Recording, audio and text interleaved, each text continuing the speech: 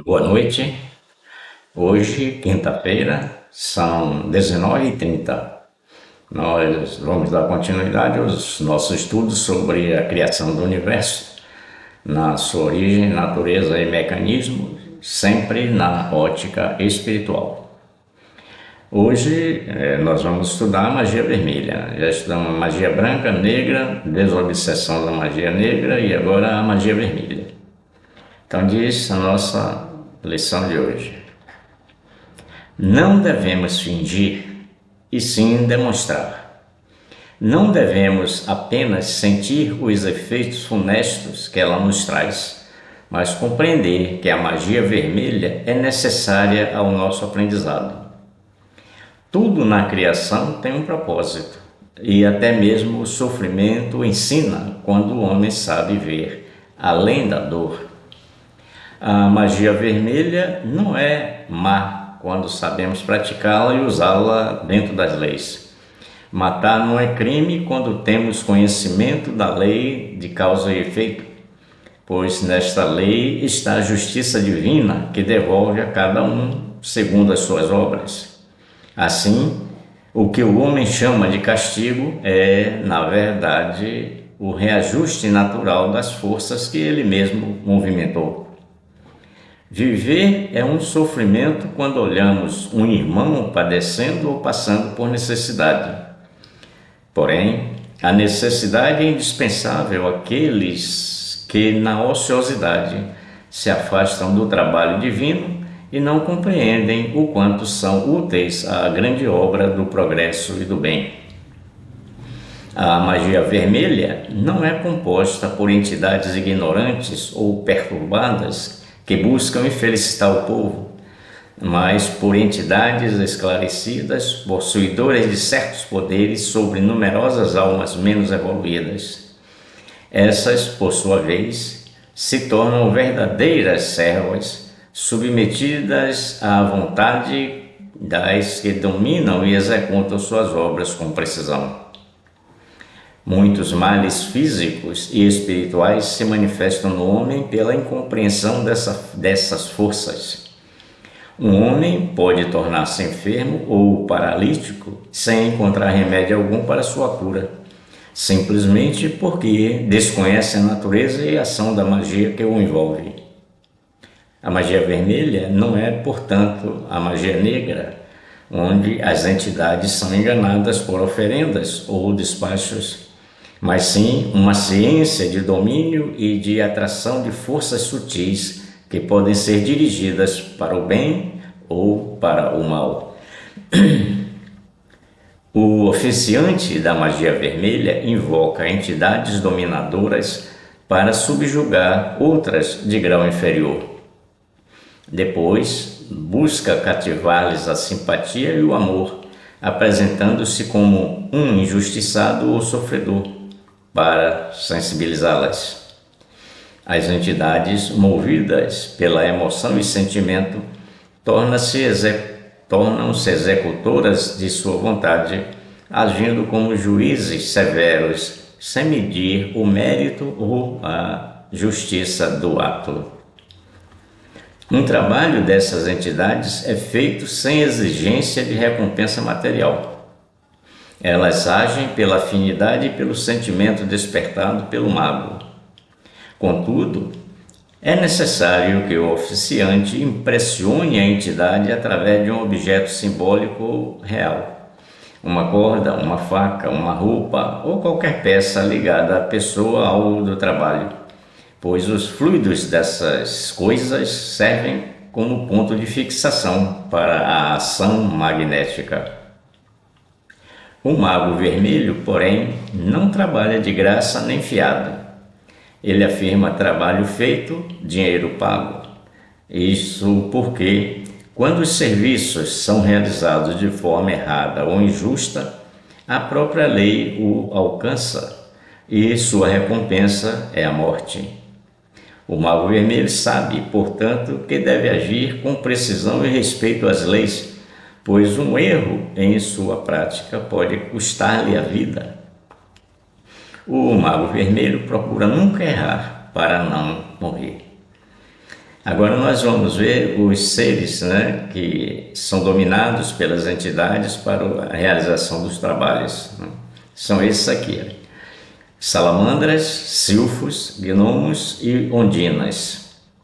A magia vermelha atua também, na magia vermelha atua também os seres elementares da natureza: salamandras, silfos, gnomos e ondinas, que são expressões vivas dos 4 elementos: fogo, ar, terra e água. Esses seres não possuem razão nem consciência espiritual. Agem apenas por instinto, reagindo às forças e vontade humanas que os dominam. O homem pode exercer poder sobre esses seres, utilizando-os tanto para o bem quanto para o mal. Contudo, perante as leis divinas, eles não são responsáveis, pois não têm discernimento. São como instrumentos automáticos da vontade humana, agindo sob a direção de quem os comanda. Assim, a responsabilidade recai totalmente sobre o mago, que responde espiritualmente pelos atos praticados por meio deles. Esses elementais obedecem às oferendas que lhes são feitas, perfume, essências, sons, símbolos, mas seu domínio nunca é absoluto. Eles podem, em determinado momento, revoltar-se contra o seu dominador e destruí-lo. Eis porque muitos magos da linha vermelha acabam desequilibrados ou mesmo aniquilados pelas próprias forças que manipulam. Existem 2 tipos de magos vermelhos: os que colocam uma entidade consciente como intermediária para comandar os seres elementares, e os que exercem o domínio diretamente sobre esses seres. Os primeiros correm o risco de serem destruídos quando a entidade intermediária, sentindo-se injustiçada ou contrariada, abandona o trabalho e permite que os elementais se voltem contra o oficiante.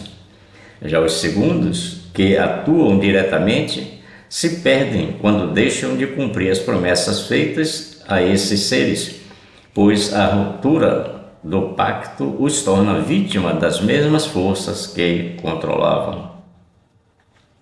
Eis porque a base da magia vermelha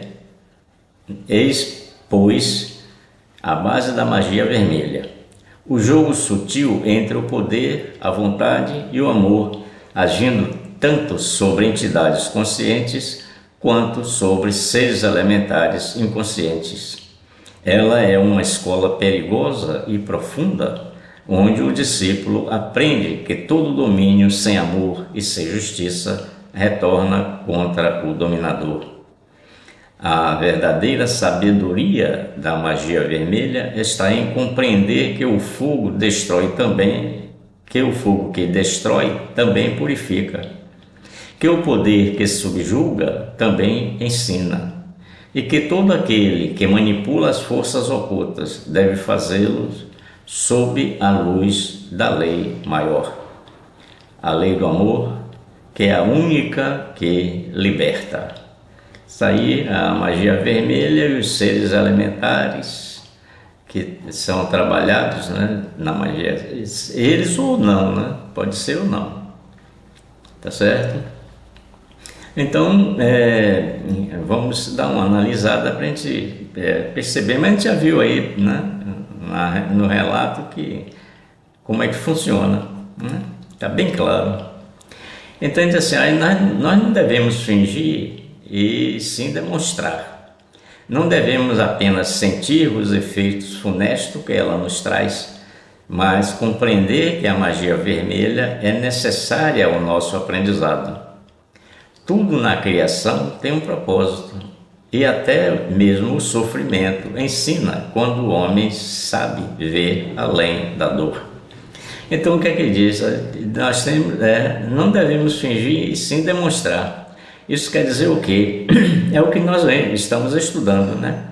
Buscar sempre a origem do que é, tá certo? Porque se a gente não busca a causa, que é a origem, a gente fica analisando efeitos. E os efeitos podem ser analisados dependendo do sentimento de quem está analisando, da visão de quem está analisando, do conceito de quem está analisando, não é verdade? Mas quando a gente busca a fonte de onde nasceu aquela energia, como ela se manifesta, então todas as análises feitas nestas circunstâncias são da mesma forma. Pode mudar, né, a maneira de falar a palavra tal, mas a essência é a mesma, tá certo? Então diz assim, ó, não devemos apenas sentir os efeitos funestos que ela nos traz, mas compreender que a magia vermelha é necessária ao nosso aprendizado. Buscando, quando a gente pega essa magia vermelha, estuda essa magia vermelha, não como um medo, né? Mas como uma magia, como a gente está vendo aqui, que ela pode fazer também o bem, depende do oficiante. As energias são as mesmas. O oficiante é que usa essas energias e manipula do jeito, né, que convém a ele financeiramente, não é verdade? Então ele diz assim, olha, não devemos apenas sentir os efeitos funestos, né? Dizer, o cara ficou doente, isso assim, foi magia vermelha, foi um ser elementar, foi um gnomo que fez ele se perder na floresta e tal, né? A gente não deve analisar assim, mas deve buscar a origem, né, como um aprendizado disso aqui. Então esse estudo não é para a gente naturalmente, né, seria um conselho, né, que a gente analisasse mais buscando, né, compreender a ciência que envolve a magia vermelha, né, as energias que envolvem, a intenção do oficiante, né, com relação ao trabalho que vai realizar, tudo isso tem essa influência, né? Então tudo que a gente cria tem um propósito. Deus criou o universo com um propósito, né? E até mesmo o sofrimento ensina, né, quando, né, a gente sabe ver além da dor, tá certo? Então é interessante assim, a gente não sabe a causa da dor, aí a dor é terrível, né? Dói muito por desconhecer a causa, mas quando a gente conhece a causa, a gente compreende que aquilo a dor é a alvorada divina, como diz nosso mestre Shabna. É ela que está mostrando que existe algo errado no nosso organismo. A dor é o grito, né, de socorro de um órgão, né, que está recebendo o quê? Menos energia do que a necessária para ele se manter em equilíbrio.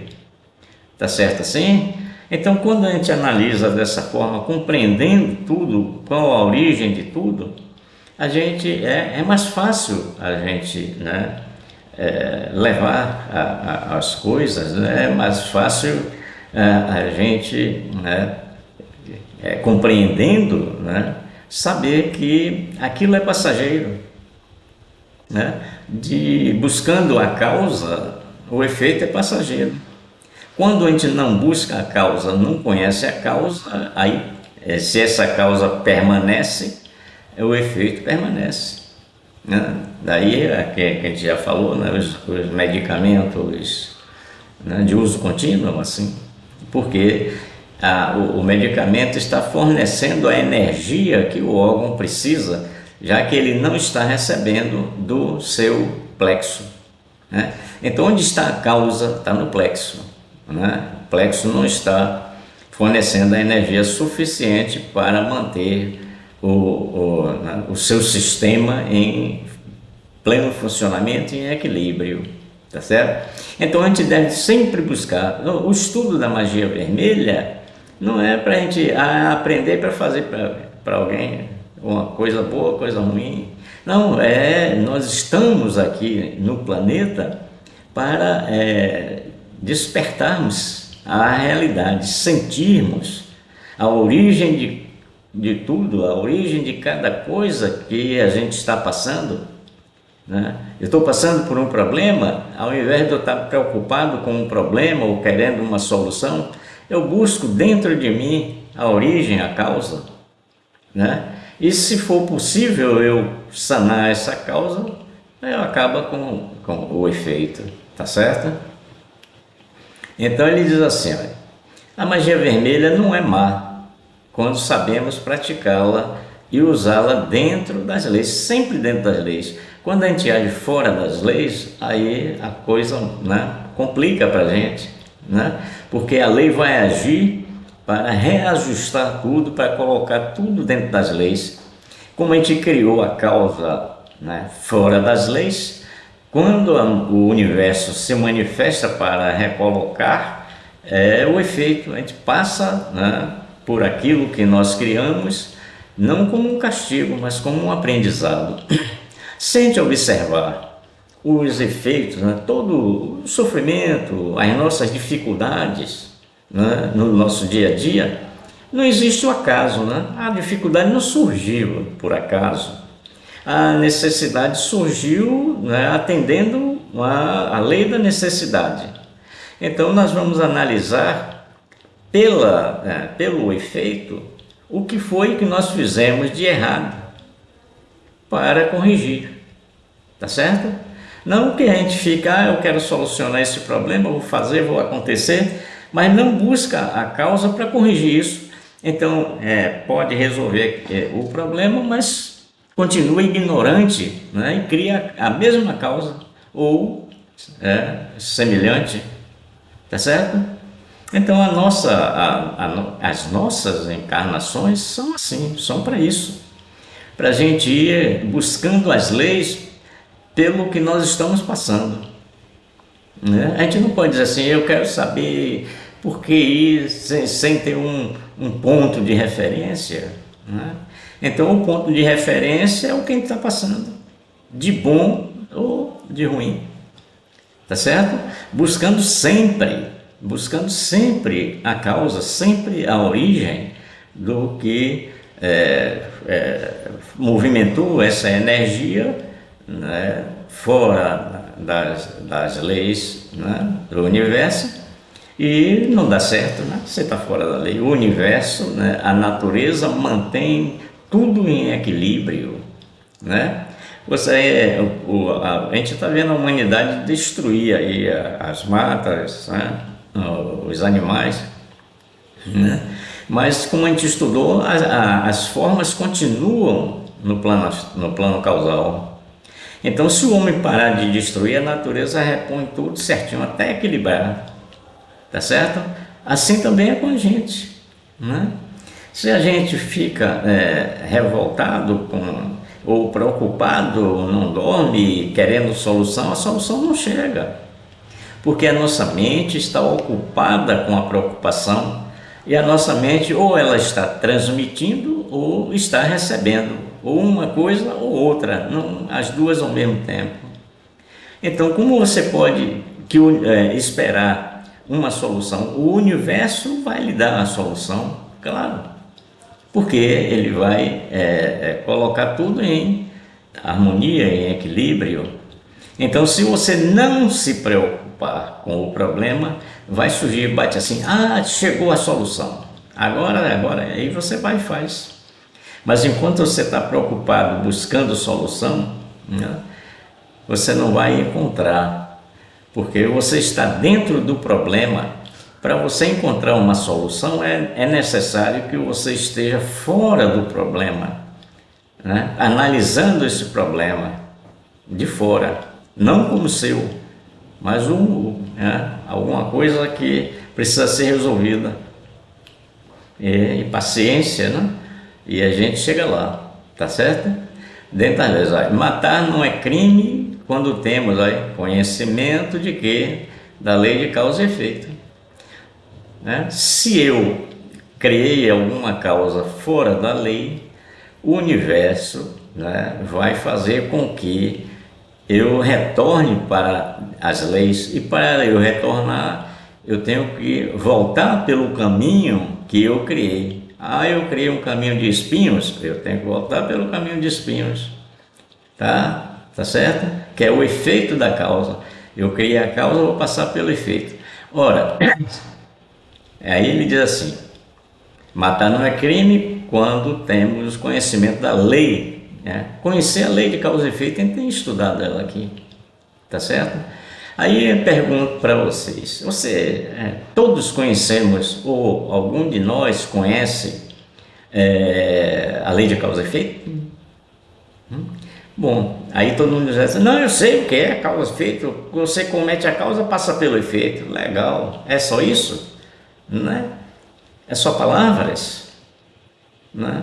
E o que está além dessas palavras? O que está além da causa? O que está além do efeito? Tá certo? Então, se você entende a lei de causas e efeitos na sua origem, que a causa se a causa está dentro das leis, o efeito é benéfico. Se está fora das leis, você vai sofrer as consequências, né? Vai sentir os efeitos, né? Quando você criou a causa, da intenção que você criou a causa, tá certo? Então eu lhe pergunto: e tudo que nós estamos passando é acaso ou efeito de causa, né? Se a gente conhece a lei de causa e efeito, é efeito de causa. Então tudo que está acontecendo comigo, cada coisa que acontece comigo, eu vou analisar: bom, isso é o efeito de uma causa que eu cometi nessa ou outra encarnação. Então, eu tomando conhecimento disso, eu já não vou mais criar essa mesma causa. Tá certo? Tá entendendo assim? Isso é o conhecimento da gente, né? O despertamento dessas, né, vibrações que está dentro de nós, como corpo físico e alma, né? Ele diz causa e efeito, pois nesta lei está a justiça divina, tá? O universo, né? O universo né? Equilibrando tudo, tá certo? A lei que devolve a cada um, né, segundo as suas obras. Então, se devolve, e o que nós estamos passando foi o que nós criamos. Então, bom, eu vou analisar o que eu estou passando para saber o que eu criei e vou registrar isso em mim, vou sentir, né? E agora eu já não mais faço isso, porque agora eu tenho conhecimento do que causou esse sofrimento meu, né? Foi uma iniciativa minha, porque a causa é uma iniciativa nossa, o efeito não. Não é verdade? Tá certo? Aí tem uma música que diz assim, olha, quem bate não lembra, mas quem apanha não esquece, né? Você criou a causa, não lembra, mas quando você passa pelo efeito, não esquece, né? Aí você tem que analisar os efeitos, tudo o que está ocorrendo. Minha vida está difícil, não sei o que, está se lamentando, está chorando. Foi você quem criou isso, foi você que criou a causa.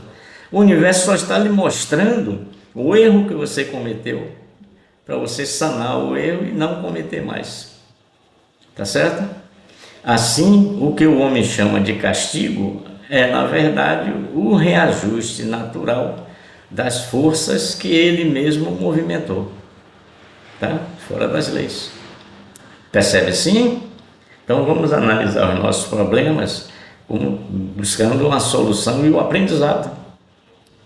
Porque entre a causa, veja bem, entre a causa e o efeito, o que é que está? O aprendizado, não é verdade? Entre a causa e o efeito está o aprendizado, né? Viver é um sofrimento, tá? Quando olhamos um irmão padecendo ou passando por necessidade, né? Esse padecimento e essa necessidade, quando a gente desperta esse sentimento, ou nós já passamos por isso, ou ainda vamos passar porque nós vimos, tá bem? Ainda assim, porém, a necessidade, a lei da necessidade, né? A lei maior do universo, abaixo de Deus, é a necessidade, é indispensável àqueles na ociosidade, se afastam do trabalho divino e não compreendem o quanto são úteis à grande obra. Aí o que é que vem? Essa ociosidade, vem o sofrimento indispensável, e aí vem o sofrimento indispensável como um alerta para ele, né? Já não aguento mais sofrer, me ajudem, espiritualidade, aí vem o esclarecimento para ele. Os mentores espirituais estão ali junto dele, orientando, mas ele não está vendo porque a mente dele está em outro plano, tá certo? Está no plano do coitadinho, eu estou sofrendo, eu não mereço, ninguém me ajuda, tá todo mundo sem me olhar, sem se aproximar de mim, sem me ajudar, né? Mas ele continua ocioso, então ele está em sofrimento aí. Aí vem, a magia vermelha não é composta por entidades ignorantes, como é a magia negra, né? Que são os escravos, na verdade, os eguns, né?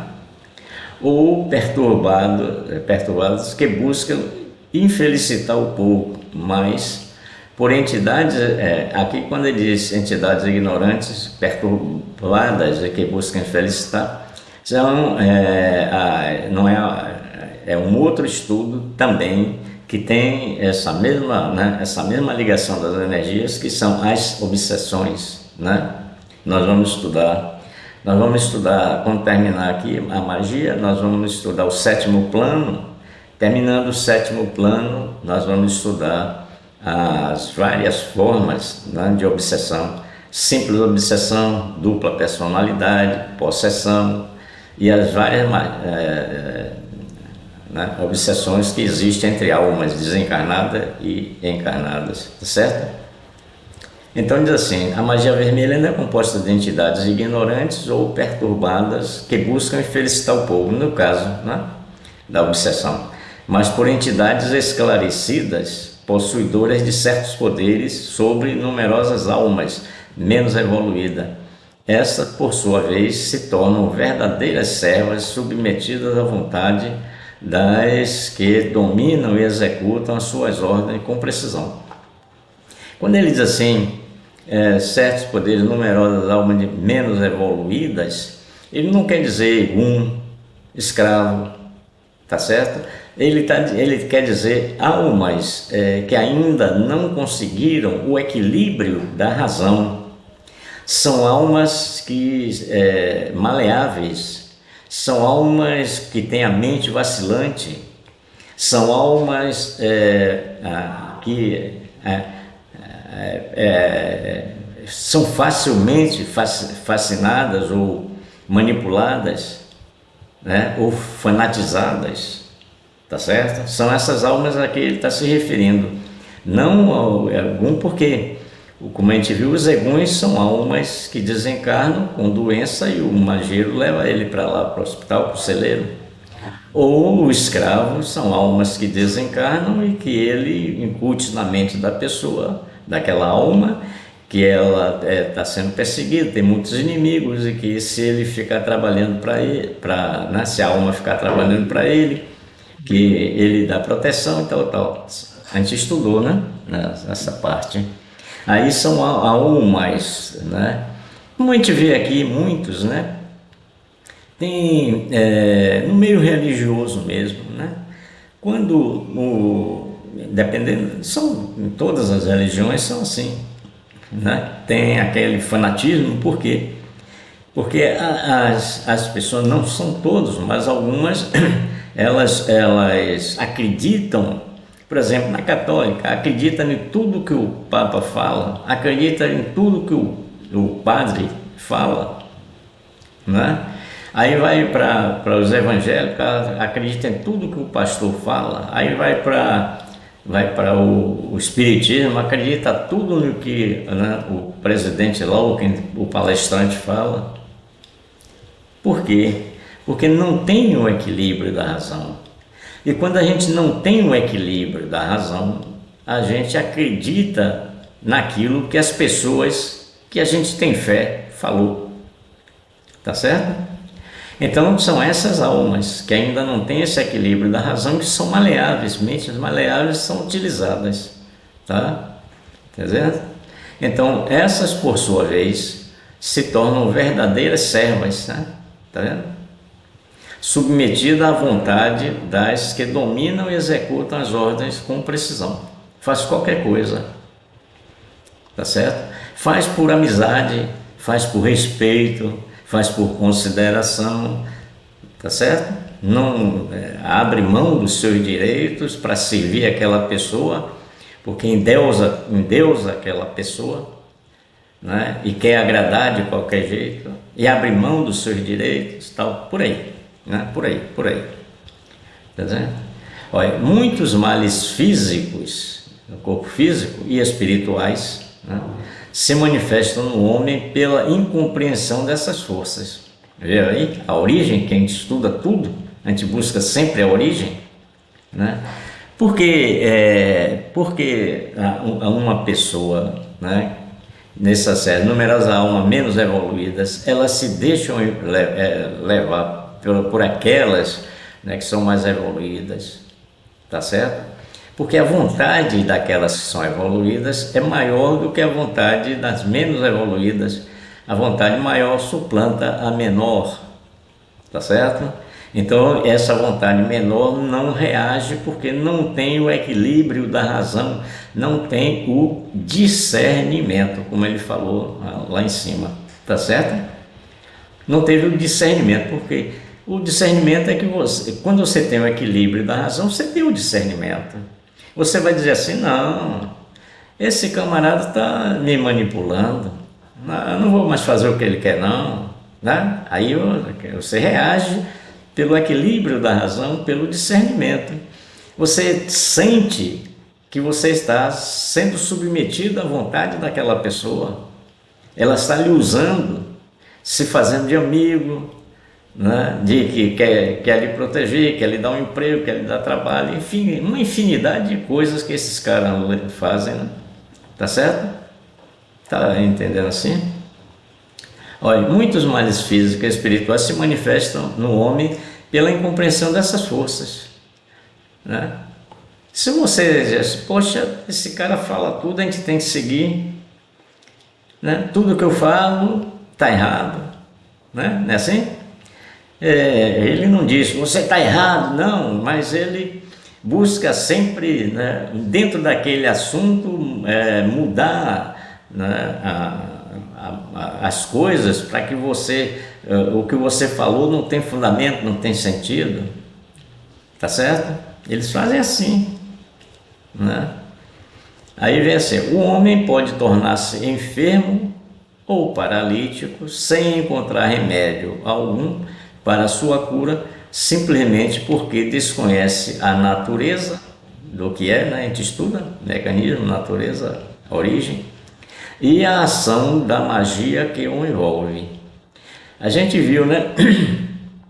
Na magia vermelha, ele pode usar um gnomo, né? Ou um ser elementar, para fazer você ficar, atuar no seu sistema nervoso, você ficar paralítico.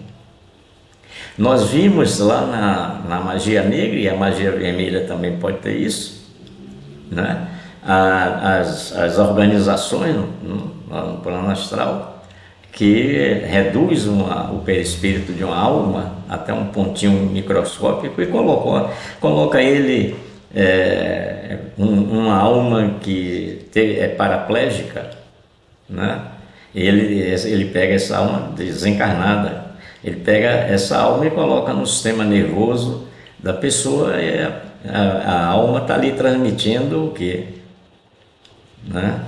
Essas energias que vão deixar a pessoa que era saudável paraplégica, tá certo? Então ele diz assim, né?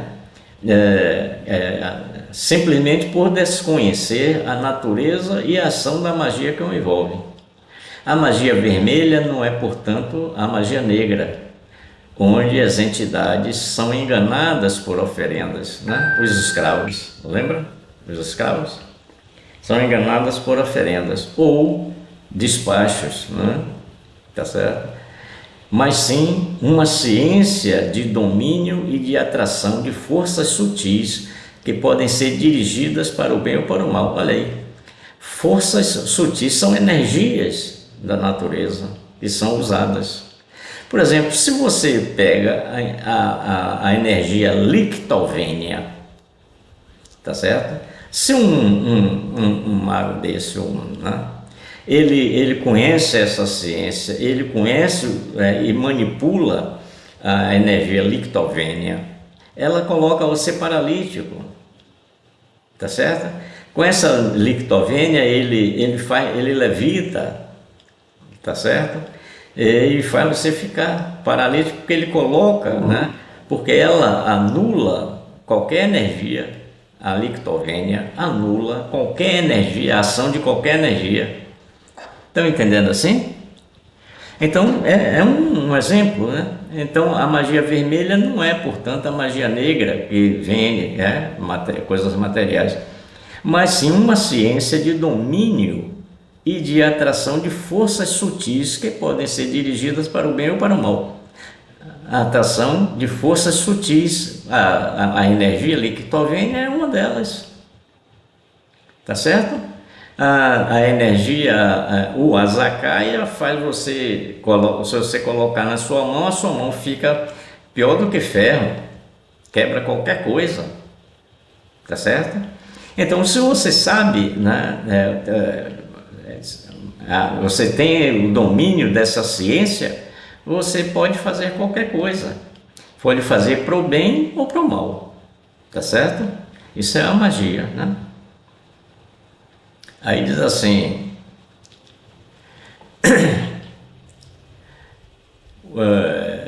o oficiante da magia vermelha invoca entidades dominadoras para subjugar outras de grau inferior. Ele chama entidades, aí pode ser os seres elementares. Depois busca cativar-lhes, né? Veja bem, o oficiante, ele entra em contato com essas entidades que estão no plano astral e que têm domínio sobre outras almas, essas que a gente falou, né? Tá certo? Então ele pede a essas entidades no plano astral, né? E que faça esse trabalho para ele. Aí o que é que ele faz? Olha, depois ele busca cativar-lhes a simpatia, busca cativar o oficiante, busca cativar a simpatia das entidades dominadoras, tá certo? Da simpatia e o amor, apresentando-se como um injustiçado ou sofredor para sensibilizá-las. Ele diz assim: olha, aquele cara tem um camarada aqui que está me prejudicando, tá querendo me matar, tá não sei o que. Aí ele conversa com esse cara, o cara diz: quem é? Vou ver quem é. Então ele já cativou o cara, a simpatia. Não, eu sou um sofredor, eu não tenho condição de me defender, e não sei o que, eu estou precisando de ajuda. Ele aí vem e ajuda, tá certo? Então ele vai. Depois busca cativar-lhes a simpatia e o amor, apresentando-se como injustiçados, sofredores sem zelo. Tá vendo assim?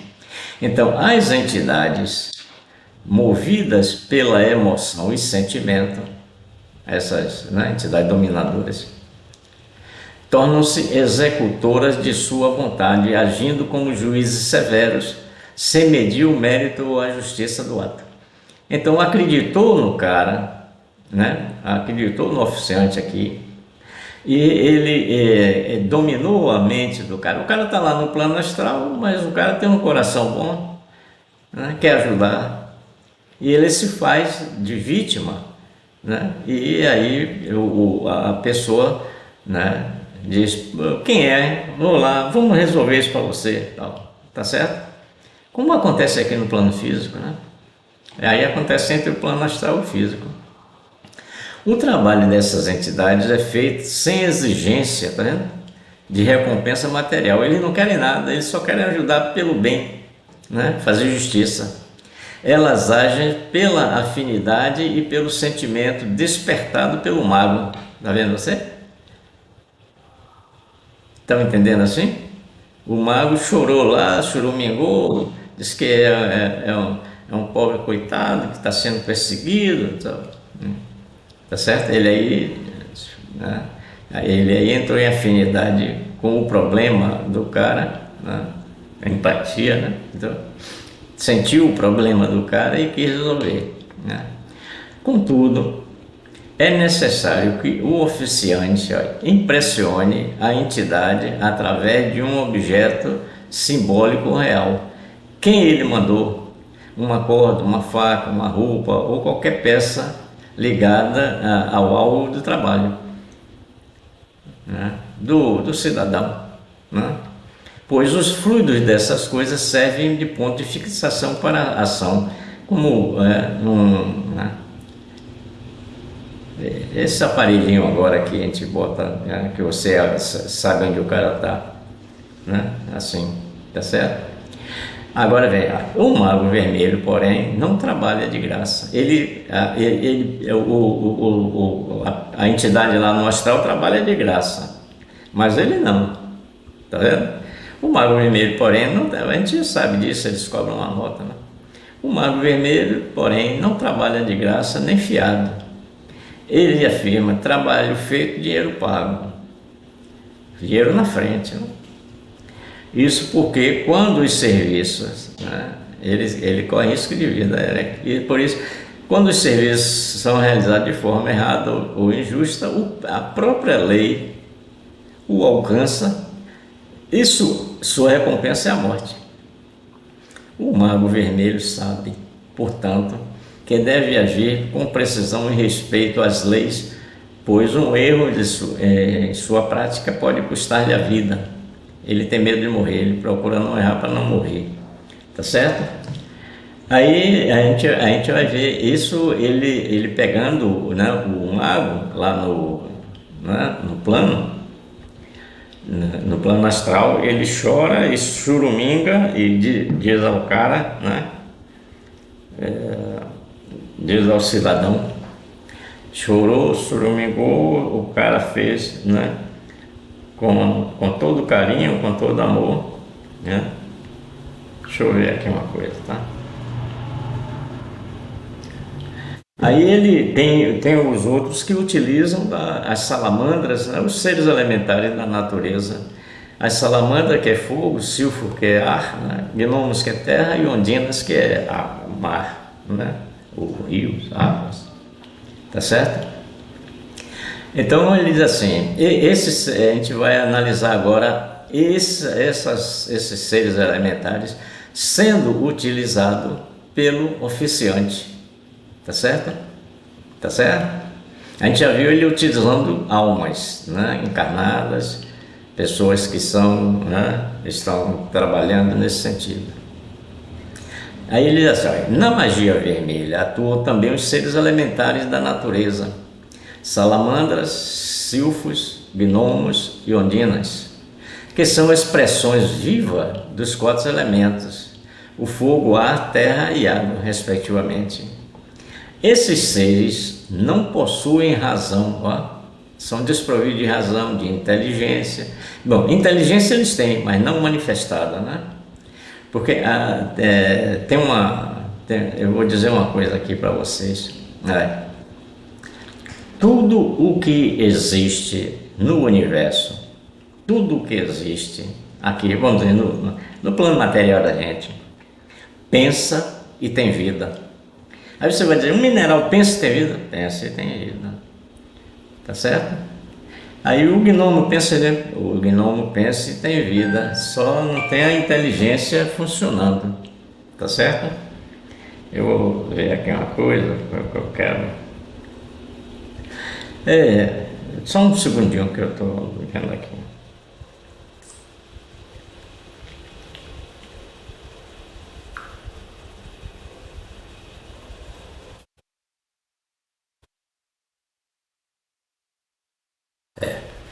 Bom, desculpa, só um instantinho, tá certo? Então, ele usou lá os seres, os homens, tal, e agora aqui ele pode usar os ondinos, porque ele não tem, ele tem, pensa, né? Tem inteligência, né? Mas ele pensa que tem vida, mas não tem a inteligência, não tem a consciência, não tem a razão, tá certo? Então diz assim, agem apenas, na magia vermelha atua também os seres elementares da natureza, salamandra, tal, que expressões vivas do fogo, tal. Esses seres não possuem razão, tá vendo? Nem consciência, né, espiritual. Agem apenas por instinto, né? É a manifestação das energias deles, né? Dos átomos que constituem ele, reagindo às forças e vontades humanas que o dominam. Como ele não tem razão nem consciência, eles são manipulados, tá certo? Aí ele diz assim, ó, o homem pode exercer o poder sobre esses seres, utilizando-os tanto para o bem quanto para o mal. Contudo, perante as leis divinas, eles não são responsáveis por não terem discernimento. Tá vendo? Então, o que acontece?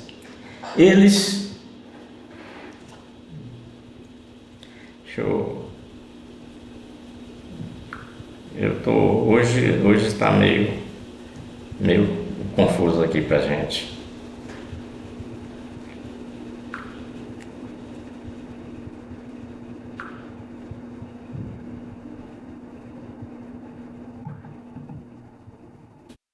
Bom, agora foi. Desculpa novamente, agora foi, tá? É um trabalho aqui que ia perturbar a gente, tá certo? Então, ele pode exercer o poder sobre esses seres, utilizando tanto para o bem como para o mal. Contudo, perante as leis divinas, eles não são. Por quê? Porque ele não tem a intenção. Se ele não tem consciência, não tem intenção, não tem razão, né? O que é que direciona o nosso pensamento? A intenção, né? O que é que responsabiliza a gente por um ato? A energia imaginária, tá certo? Como ele não tem acesso a nada disso, ele apenas segue os instintos, né? Tá certo? São como instrumentos automáticos da vontade humana, agindo sob a direção de quem os comanda. Assim, a responsabilidade cai totalmente sobre o mago, que responde espiritualmente pelos atos praticados por ele, né?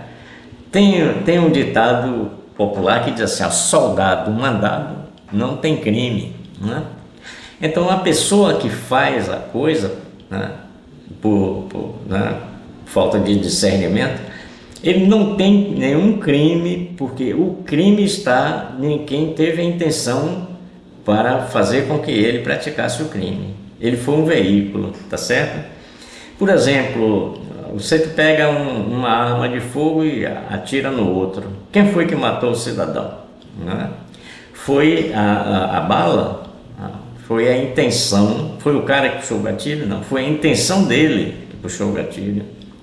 Mas se ele foi obrigado a fazer isso, a responsabilidade vai recair em cima de quem o mandou. A intenção de eliminar aquela pessoa foi dele, ele apenas usou essa pessoa, né? Aí entra naquela parte inicial, né? Que ele comanda aquelas pessoas de menos conhecimento, tá certo? Tá percebendo, né? Então diz assim, que responde espiritualmente, né? Esses elementos obedecem às oferendas que lhes são feitas, como perfumes. Aí diz assim, na festa de Iemanjá, né, dá perfume, está dando perfume aos andinos, né, aos seres, tá certo? A entidade também pode estar ali pegando a essência, né, a energia, né? Essência, sons, símbolos, qualquer coisa, tá? Mas seu domínio nunca é absoluto. O domínio sobre os seres elementares nunca é absoluto. Num momento daqueles eles podem se revoltar, tá certo? Eles podem em determinado momento revoltar-se contra o seu dominador, e destruí-lo, né? Eis porque muitos magos da linha vermelha acabam desequilibrados ou mesmo aniquilados pelas próprias forças que manipulam, pelos próprios elementos, né, da natureza, os seres elementares. Tá certo? Aí diz assim, olha, eles trabalham de duas formas. Existem dois tipos de mago vermelho. Os que colocam uma entidade consciente, alguém que domina os seres elementares, ele pede a essa pessoa para usar os seres elementares para realizar o trabalho. Tá certo? Os que colocam uma entidade consciente como intermediária para comandar os seres elementares, né? Ele não tem domínio sobre os seres elementares, mas ele conhece alguém que tem. Então ele pede essa pessoa para que essa pessoa use os seres elementares para realizar o trabalho que ele contratou, tá certo? E tem os que exercem o domínio diretamente, né? Então nesse caso que exerce diretamente, aí vem aquele, né, ele não tem um domínio absoluto, nem ele nem o outro, nem a entidade consciente nem ele, né, tem um domínio absoluto, tá? Essa entidade pode ser do plano astral, tá certo? Ou pode ser um outro mago que tenha conhecimento e que domine, tá certo? Não importa, pode ser encarnado ou desencarnado. Se for encarnado, não tem o domínio absoluto, né, como ele não tem, né?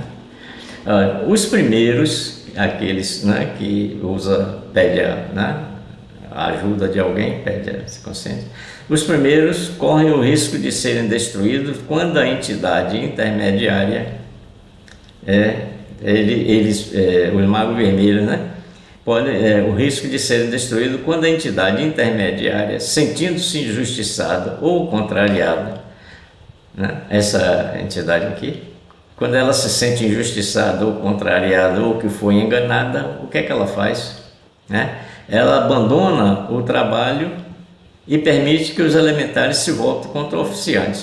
Esse cidadão aqui, né, o direto, ou se ele usa o intermediário, né, e o intermediário descobre a intenção dele, deixa os elementares que têm o seu domínio acabar com ele. Ou se ele trabalha diretamente, ele não tem um controle absoluto. Está entendendo? Se correr, o bicho pega, se ficar, o bicho come. Os primeiros correm o risco de serem destruídos quando a entidade intermediária, sentindo-se injustiçada ou contrariada, abandona o trabalho e permite que os elementares se voltem contra o oficiante. Já os segundos, que atuam diretamente, se perdem quando deixam de cumprir as promessas feitas a esses seres, pois a ruptura do pacto os torna vítima das mesmas forças que controlavam. Por exemplo, um pente, uma bobagem, uma coisa que eles sentem, né, que ele sente atração, os elementares, né? Eis, pois, a base da magia vermelha, tá? O jogo sutil entre o poder e a vontade e o amor, agindo tanto sobre entidades conscientes quanto sobre seres elementares inconscientes, né? Eis, pois, a base da magia vermelha, o jogo sutil entre o poder, a vontade e o amor, agindo tanto sobre entidades conscientes quanto sobre seres elementares, o intermediário ou diretamente, né? Ela é uma escola perigosa e profunda, onde o discípulo aprende que todo domínio sem amor, sem justiça, retorna contra o dominador, né? Fora das leis, né, da justiça e do amor. Aí diz assim: a verdadeira sabedoria da magia vermelha está em compreender que o fogo que destrói também purifica, que o poder que subjuga também ensina, e que todo aquele que manipula as forças ocultas deve fazê-lo sob a luz da lei maior, a lei do amor, que é a única que liberta. Tá certo? Deus criou o universo com amor, né, e luz, tá certo? Então é mais ou menos isso a magia vermelha. A gente não deve temer, né? não crie problema, né? Porque, veja bem, se você tem conhecimento da magia vermelha e um mago colocou os seres, algum deles, né? Pode ser o gnomo, o silfo, ondinas e tal. E você também pode entrar em contato com esse ser elementar ou aqueles que estão com você, né? E mostrar a eles que você está sendo injustiçado, que o que eles estão fazendo é uma injustiça, que eles foram enganados. Não pode ser assim? Se você tem conhecimento, você não pode se desmagiar, se autodesmagiar, não é verdade? Se você sabe o que é, bom, são seres elementares que estão invadindo, né, o meu ser. Então eu mentalmente, porque o mago, tanto o intermediário quanto o mago, não fala com ele não, é mental, tá? É com o pensamento. Ora, então eu com o meu pensamento chamo eles para meu lado. E eles aí agora ao invés de me agredirem, cumprirem aquilo que mandaram eles vão contra quem mandou. Está me entendendo? Então tudo é conhecimento, né? A gente tendo conhecimento, tudo fica fácil, né? Se você acha que é uma magia negra, que tem um egum em você, você pode entrar em contato com ele com o seu pensamento. Você sabe, você está sentindo uma coisa, você é saudável, passou a sentir qualquer coisa e desconfia logo, né? E se sente logo, né? Você conhece seu corpo, você conhece quando tem alguma coisa. Então, você pode mentalmente conversar com o egum e despertar ele. Ou ir no centro espírita, levar ele vai com você e chega lá, é retirado, colocado no médio e doutrinado. Estão entendendo assim? A gente pode fazer isso. Se você tem conhecimento, você faz. Tá certo?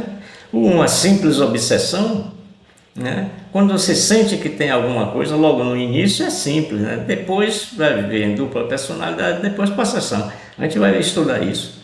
Então, na simples obsessão, basta. O que faz a entidade ficar com você? A cor da aura, ou seja, similaridade de pensamentos, né?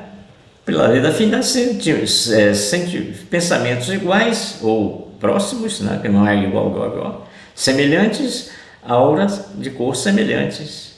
Então ele se aproxima. Aí o que você faz? Você eleva o seu padrão mental, começa a emitir vibrações de alta, né? de alta velocidade, né? Vibracional, assim. Amor, paz, tranquilidade, né? Cria um ambiente calmo, tranquilo. Então, aí muda quando a sua mente passa a transmitir criar esses pensamentos, né? Emitir para a câmara mental esses pensamentos que vai vibrar, vai criar a sua aura de uma outra cor. Então, essa entidade que estava junto a você por afinidade pela cor da aura não lhe vê mais. Você está junto dela, mas diz: ué, cadê o cara que estava aqui junto de mim? Sumiu, mas você está ali, tá certo? Tudo é ciência no universo. O universo tudo é ciência, basta a gente buscar entender como é que funcionam essas coisas, né? E para a gente saber como, né? Andar na linha, primeiro, né? Com moral elevada, né? Moral elevada, eu quero dizer, você está cumprindo com as leis universais, né? Então fica tudo beleza para você e para quem está ao seu redor, tá? Então recebam um abraço essênio e até a próxima quinta-feira, se assim o bom Deus permitir.